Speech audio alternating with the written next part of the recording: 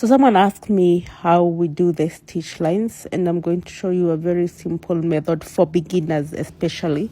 So you start with your line, you part it neatly, and then now you do small 3 strands with the plain hair first, as in the video, and make sure they are very neat. And in stitch lines mostly we use some gel so that to keep the hairs together so that it comes out very neatly. So try to use a gel, any gel. There are so many gels in the market.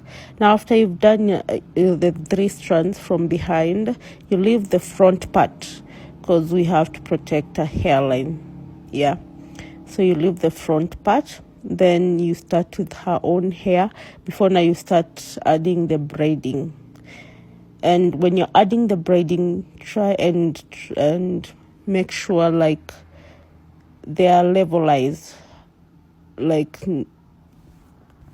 just try not to use very, very small braids like we do in the normal cornrows, but here you just try to use at least medium size, and it depends on the size of the stitch lines that you're doing. Yeah, so you just keep adding the braid as we do in the cornrows.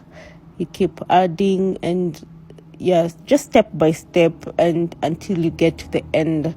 You just keenly watch the video how I'm adding the hair and going. And by the way, we have different hands when it comes to plaiting. You know, some people stand from behind, you know the styles. Some people, like me here, I'm standing on the side. So it depends on your hand. So do how you normally do your cornrows. Just the same style, and we'll both get the same results. Yeah, it's just the same thing. So you just add how you normally do it. So don't try to follow mine because we have different hands. But if you do it from the side, it's still good for you. You can just go with the flow. Yeah. So here you just keep adding, add, and be careful not to add too much braids. So here I just stopped when I felt like the braid was enough, just enough to get the right size that I'm doing. And you'll see how the stitch line is forming. Yeah, it takes practice, especially if you're a beginner. But if you already know how to do cornrows, it's gonna be so easy for you. It's very easy. I think with the first or second stitch line, you'll be good to go. You'll know how to do them.